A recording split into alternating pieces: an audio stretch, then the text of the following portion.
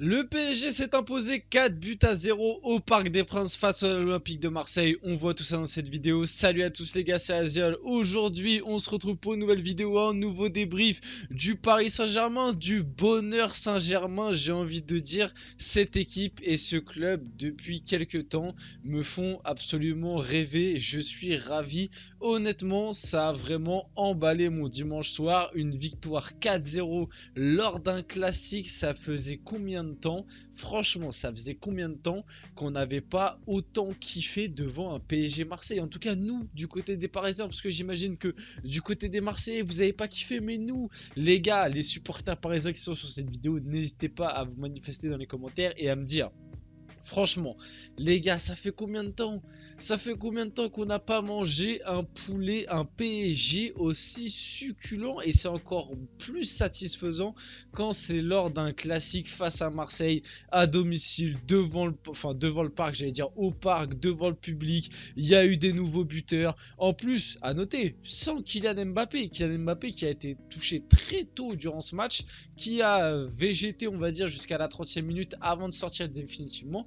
Un gros PSG ce soir, un grand PSG sans Kylian Mbappé présent factuellement sur le terrain. Parce qu'il est bon. À partir de la 15e minute de jeu, le gars était blessé, avançait plus. Donc techniquement, Mbappé n'a quasiment pas été présent ce soir. Bref, on a pas mal de choses à voir. Comme d'habitude, je vais vous montrer un petit peu les images, les buts. On va débriefer. Il y a plein de choses à dire ce soir, plein de choses positives à dire. Honnêtement, je suis très content de faire ce débrief et cette vidéo.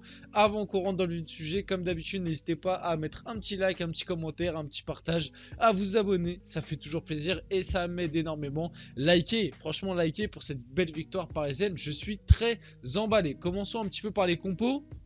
Du côté du PSG, une petite nouveauté, un truc un petit peu qui nous a bouleversé. On s'est dit, ça a été annoncé un petit peu avant le match, à peu près 1h30, 2h avant le match, avant le coup d'envoi.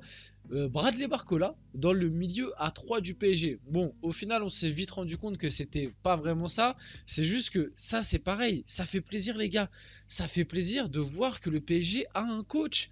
A un coach qui sait s'adapter quand il le faut à une équipe quand cette équipe-là utilise une formation différente. Luis Enrique, il a eu le flair. Honnêtement, il a eu le flair. Il s'est douté que avec les récentes, enfin voilà, avec ce qui se passe récemment du côté de Marseille, etc. Surtout que le match était au Parc des Princes, il s'est douté que l'OM allait tenter de venir à 5 derrière. Bah, il s'est pas trompé. L'OM est venu à 5 derrière et du coup, la titularisation de Barcola est très intelligente et moi, je trouve que ça montre une très forte adaptation tactique de la part de ce PSG et notamment de Luis Enrique. Et qu'est-ce que ça fait plaisir, les gars, d'enfin avoir un coach sur le banc. Oh là là, oh, je vous jure les gars, qu'est-ce que ça fait plaisir d'avoir un vrai coach sur le banc qui, tu sens qu'il est là pour coacher l'équipe, quoi. Il peut faire ce qu'il veut. Bon, tu sens bien qu'il y a le cas Mbappé qui est un petit peu intouchable, mais après le reste, voilà, il a les mains libres. Il fait sortir un Dembélé, il fait sortir un Kimi, il fait ce qu'il veut, il te fait rentrer lui, il te fait ça. Regardez Vitinha qui était sur une très bonne lancée, bam, sur le banc parce que j'ai pas besoin de toi pour ce match, parce que tactiquement, je dois m'adapter. Hop, je mets Barcola, Barcola qui n'avait pas été titulaire depuis le début de saison, il a été fantastique. Voilà, juste, on est content. On est content, on a un coach, on a un groupe, voilà, on a un groupe cette année. Faut pas s'emballer, je sais, je vous dis pas qu'on va aller chercher avec des champions et tout, mais déjà à l'échelle de la Ligue 1, ça fait combien d'années qu'on n'a pas eu ça, les gars? Vraiment, même à l'échelle de la Ligue 1, ça fait combien de temps qu'on n'a pas eu un PSG aussi cohérent tactiquement, un PSG qui s'adapte, qui court, qui permute, etc. Tu sens que chaque joueur qui rentre dans cette équipe, sauf Carlos Soler, ouais, ça c'était une petite balle perdue, mais tu sens que chaque joueur qui rentre dans cette équipe, il sait ce qu'il a à faire, il sait quoi faire, il sait comment se placer. Cette équipe est une équipe bien entraînée. Et ça fait plaisir. Mais on en reparlera un petit peu après Luis Enrique. Bref, du coup, théoriquement, c'était pas vraiment un 4-3-3, pardon.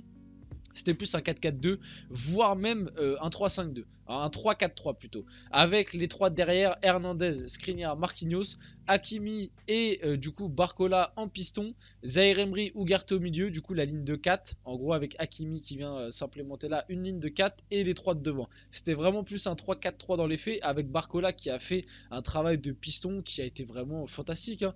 Jonathan Klaus, c'est lui le fameux mec qui doit être titulaire en équipe de France. Ah, c'est lui. C'est lui? Non, mais parce que il s'est fait pocket par Barcola. Non, mais moi je dis ça, je dirais. En plus, c'est une balle perdue parce que Klose, pour le coup, fait vraiment un bon début de saison du côté de l'OM. Je vais pas taper plus longtemps que ça sur les Marseillais. Je vais analyser un petit peu mon PSG. Donc voilà un petit peu la compo marseillaise. Bon, ils sont venus bétonner, on va pas se mentir. Ils sont venus pour chercher le nul. Ils se sont dit, c'est passé face à Lorient, c'est passé face à Toulouse. Le truc qu'ils ont pas compris, et ça, c'est un truc qui m'énerve. Vite fait, je rebondis là-dessus. Après, on enchaîne. Mais les journalistes, les commentateurs, etc. À chaque fois, ils nous expliquent, ouais, le PSG est quand même un petit peu dépendant d'Mbappé parce qu'on l'a vu, quand il n'était pas là face à Toulouse, quand il n'était pas là face à Lorient, offensivement, ça a été compliqué. Mais les gars, est-ce que vous voulez que je vous rappelle l'attaque qu'on avait première journée de championnat face à Lorient? L'attaque qu'on avait, c'était Asensio en pointe, Carlos Soler à gauche et Lee Kang-in à droite. T'as aucun des trois qui sont là, hein. Moi, cette attaque Kolo Muani, Barcola, Dembélé, je peux te dire que même sans Mbappé, ce soit en rousse Marseille, hein. Et la preuve, c'est ce qui s'est passé dans les faits un petit peu. Revenons un petit peu sur ce premier but. Dès la 8ème minute de jeu, but d'Achraf Hakimi sur un coup franc absolument extraordinaire. Voilà, il l'a mis pleine lucarne. J'ai pas plus de choses que ça à dire. Le PSG, de toute façon, je vais faire que de me répéter. Franchement, c'est dur d'analyser le match, à part de vous dire que Luis Enrique a su parfaitement s'adapter au système marseillais. Ils sont venus en 3-5-2. Luis Enrique, il a répliqué avec un 3-4-3. Barcola, piston gauche. Hakimi, piston droit dans les faits. Devant, ça a été fantastique. Devant, tu as eu de la permutation et tout. Gonzalo Ramos qui prend la place d'Mbappé. Tac, Kolo Muani qui tourne un petit peu autour de Gonzalo Ramos. Hakimi qui n'hésite pas à monter, à repiquer intérieur. Il a beaucoup été dans le centre du terrain pour laisser le côté droit Ousmane Dembélé qui a été très bon ce soir et ça fait plaisir aussi. Bref, le 1-0 sur un coup franc d'Hakimi. Le début de saison d'Hakimi est absolument formidable. Honnêtement, je l'avais dit au début dans les débriefs un petit peu de pré-saison, je l'avais dit, cette année, Hakimi n'a plus d'excuses. Messi n'est plus là. Cette année, sous Luis Enrique, on va jouer au foot, on va avoir énormément le ballon. Hakimi va pouvoir rentrer, exploiter pleinement ses capacités. Et ben voilà, ça nous fait plaisir. Moi, ça me fait plaisir de voir Hakimi à ce niveau-là. Il est arrivé au PSG il y a 2 ans. Oui, il y a 2 ans maintenant. C'est ça, il débute sa 3e saison. Ça fait plaisir de retrouver le grand Achraf Hakimi, le fameux latéral qu'on attendait depuis. Même si bon, là je dis ça en mode les autres années, j'ai l'impression que c'était un mort-vivant sur le terrain. Faut pas abuser. Il y avait aussi des circonstances atténuantes à des moments, etc. La relation avec Messi, bon bref, on va pas relancer là-dessus. Mais cette saison, il est très bon et ça fait plaisir. Ça fait vraiment plaisir. Là, c'est un Hakimi en pleine bourre. La preuve, c'est quand même le deuxième meilleur buteur du PSG derrière Mbappé, hein. Quand même, latéral droit, les gars. Il est pas piston, hein. Il est latéral droit, hein. Deuxième meilleur buteur du PSG. Ouais, gros début de saison de la part d'Hakimi. L'inquiétude, le seul point noir et bémol de cette soirée, c'est Luis Enrique. Enfin, c'est la sortie d'Mbappé sur blessure. Luis Enrique en fin de match a parlé un petit peu là-dessus. Mbappé n'a pas un problème très sérieux. Il y a de la douleur, mais c'est tout. Il n'y a rien d'important. Il avait quand même une petite grimace. S'il est sorti aussi tôt dans le match, connaissant un petit peu l'ego et l'envie du garçon, c'est quand même que la douleur était assez persistante, on va dire. C'est inquiétant parce que déjà avec l'équipe de France, il n'avait pas joué le dernier match face à l'Allemagne parce qu'il avait une gêne. Là, encore une fois, il a une douleur, on ne sait pas où vraiment, je crois que c'est à la cheville, mais faudra plus d'expertise, on attendra vraiment les analyses, etc. Mais ça commence à être inquiétant là sur les dernières semaines, là sur les 2-3 dernières semaines. Mbappé a souvent des petites gênes.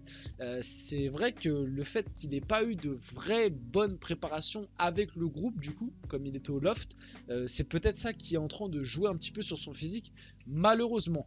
Revenons un petit peu sur ce deuxième but. Encore une fois, Hakimi à la création. Vous voyez, comme je vous l'ai dit, hein, Hakimi a souvent été énormément dans l'axe du jeu pour vraiment laisser le couloir à Dembélé, qui va tenter une frappe. Alors sur ce visuel-là, on a l'impression que Kolo Muani est hors jeu, parce que là c'est le deuxième but de Randal Kolo Muani. On a l'impression qu'il est hors jeu, parce que la frappe du coup va sur le poteau, est touchée par Paul Lopez, ça revient dans les pieds de Kolo Muani qui finit. Avec cette image-là, on se dit hors jeu, mais au final à la mi-temps, ils ont montré le révélateur. Je ne sais pas si vous allez bien voir là, mais ils ont montré le révélateur et on voit au niveau des lignes dans tous les cas qu'en fait Kolo Muani n'est pas hors jeu. Ça joue vraiment à des centimètres, voire des millimètres, mais il n'y a pas hors jeu. jeu. Et le deuxième but de Kolo Muani est amplement valable. En plus, la rage et tout, moi j'ai kiffé. Je vous dis la vérité, j'ai kiffé ça, ce genre d'attitude, je kiffe. Merci Randall. En plus, ce soir, grosse prestation de la part de Kolo Muani. Comme un petit peu, j'ai envie de dire, de l'ensemble de l'effectif parisien.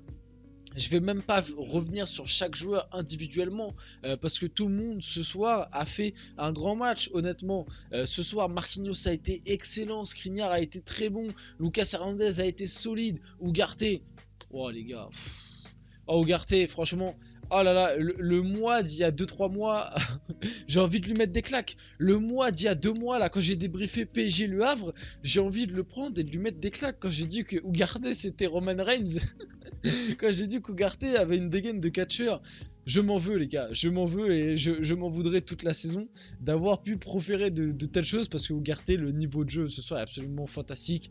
Zaïre Emery a été incroyable, Barcola, on va aller revenir après, a été très fort aussi parce que j'ai mis sa photo, j'ai envie de parler de lui spécialement dans ce profil là, dans ce rôle là de piston, il a été très bon. Ça c'est le troisième but qui intervient sur une tête de Gonzalo Ramos, un centre d'Ousmane Dembélé dès le début de la deuxième mi-temps. Bon, je peux pas vous mettre non plus toute l'action avec plus d'images et tout parce qu'en plus l'image est un petit peu floue, je suis désolé. La Ligue 1 les gars, les images c'est très compliqué. Bref, centre de Dembélé, on voit juste ici la tête de Gonzalo Ramos rageuse. Dembélé du coup passeur et au-delà de sa passe décisive, il a été très bon ce soir. À noter Gonzalo Ramos buteur qui va même s'offrir un doublé en fin de match à la 88e sur un magnifique déboulé côté droit contre-attaque de corner de Kolo Muani. Kolo Muani d'ailleurs à la limite je trouve, n'hésitez pas à me dire vous dans les commentaires, mais j'ai trouvé meilleure limite quand il a joué côté droit là à la sortie de Dembélé. Du coup on est repassé en 4-3-3 plus standard avec Fabian Ruiz qui s'est réintégré dans le milieu, un Barcola qui était à gauche, un Kolo Muani à droite et un Gonzalo Ramos en pointe, Fabian Ruiz, Warren Zaïre Emery et Ugarte dans le milieu, un 4-3-3 standard. Kolo Muani à droite a été très dangereux honnêtement. L'idée Kolo Muani à droite ça peut fuser aussi hein. Ça peut fuser, tu mets Gonzalo Ramos en pointe un peu en fixation, Kolo Mbappé sur les techs, ça peut aussi bien fonctionner hein. Dembélé ne sera pas intouchable dans cette équipe. Barcola je l'ai mis vite fait pour reparler, j'en ai parlé tout au long de la vidéo mais je le redis, première titularisation. Il a été incroyable, il a été très bon, dans un rôle en plus qui n'est pas le sien de base, un petit peu ce rôle de piston gauche où il a dû énormément défendre sur Jonathan Klaus. Il a pocket Jonathan Klaus, il a été fantastique ce soir, rien à redire, je remercie cet homme, je finis sur ça. Après voilà, il y a la magnifique communion, Zaïre Emery qui a pris le mégaphone, qui a fait les chants, c'était magnifique, je remercie juste cet homme, merci Luis Enrique d'avoir pris ton temps de venir au pays, franchement les gars, je suis content que ce mec... Alors attention, ça se trouve dans 6 mois ça va mal se passer et tout, mais à l'heure actuelle je suis juste content que ce mec soit venu au PSG. Et je vous oublie pas hein. Je vous oublie pas la commu PSG, je vous oublie pas là, les assassins, je vous appelle là, qui voulaient ramener José Mourinho sur le banc du PSG sous prétexte qu'il fallait remettre de l'ordre dans l'effectif et qu'il fallait un mec avec du caractère.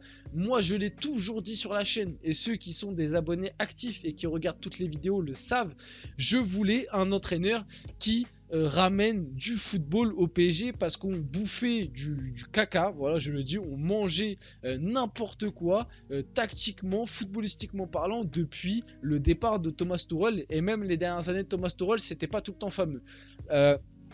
Depuis le départ de Thomas Tuchel entre Pochettino et Galtier, on a bouffé vraiment n'importe quoi.